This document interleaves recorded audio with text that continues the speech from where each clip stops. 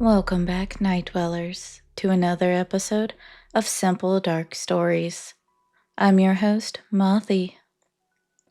Last time on Scales of Fate, young Sloane's riverside vacation with his family took a dark turn when he began to experience strange changes after encountering something lurking beneath the water.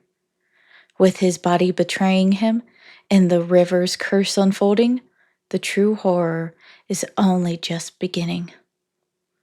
Tonight, we dive deeper into the mystery. The river holds secrets, and Sloane's fate may already be sealed. Welcome to Scales of Fate, Part 2. Join us, the lead creature beckoned to Amon. Embrace the depths. Amon shook his head vigorously. No, I don't want any part of this.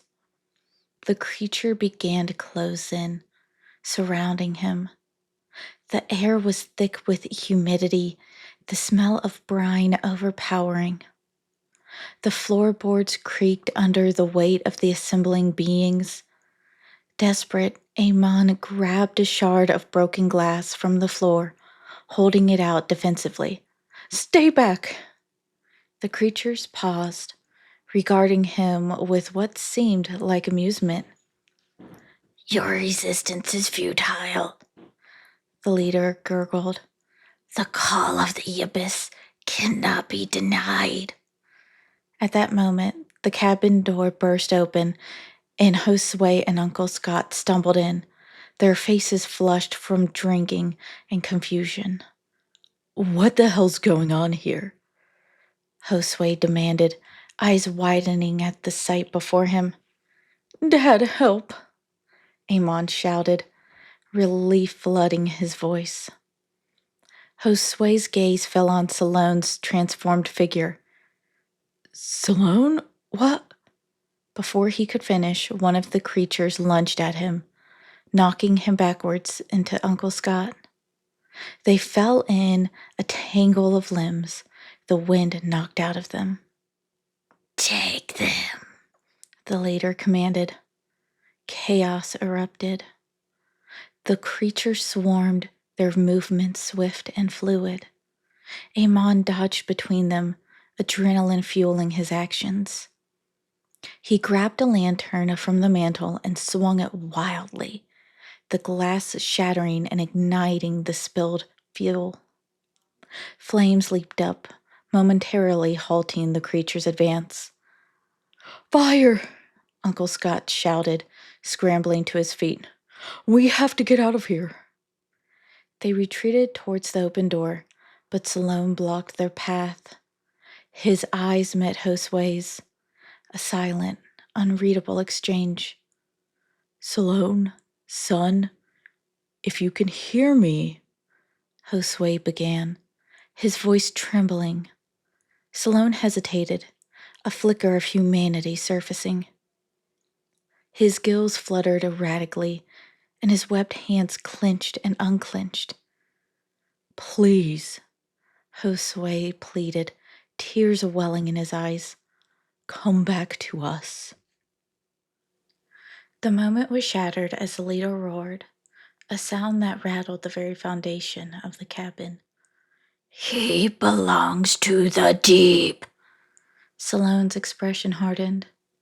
With a swift motion, he swept his arm, sending a powerful gust of air that knocked his uncle and father off their feet. Go!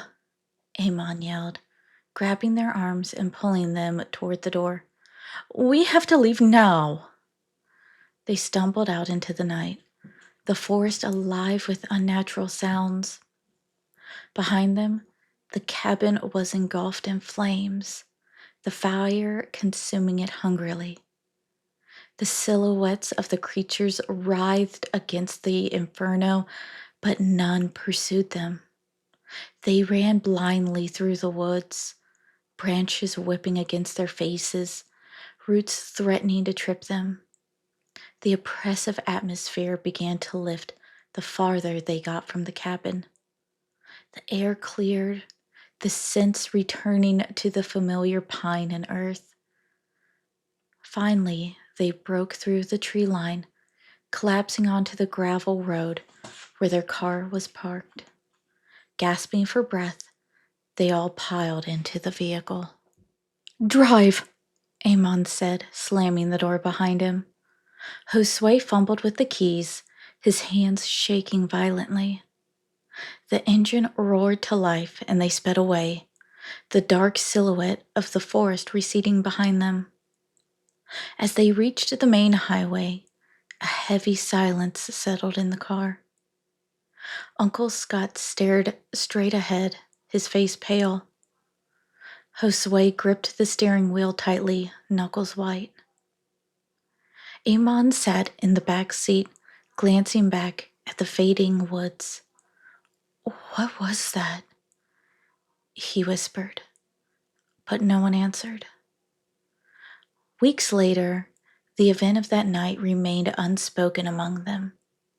Sloane was declared missing, a casualty of a supposed cabin fire. The official reports cited a gas leak, an unfortunate accident. But Amon knew the truth haunted them all. Late at night, he was plagued by dreams, visions of deep, dark waters and figures moving beneath the surface. He would wake drenched in sweat, the sound of Sloane's distorted voice echoing in his mind. One evening, as he stood by his bedroom window, gazing out at the rain-soaked street, he noticed a figure standing under a flickering street lamp. It was Sloane, or what had once been him, watching silently with glowing eyes.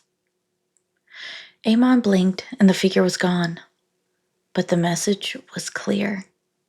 The transformation was not complete, and perhaps it had already begun in others.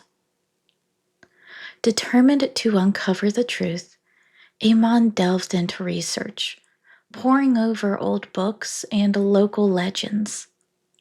He discovered tales of ancient creatures that dwelled in hidden depths, luring unsuspecting souls into their realm.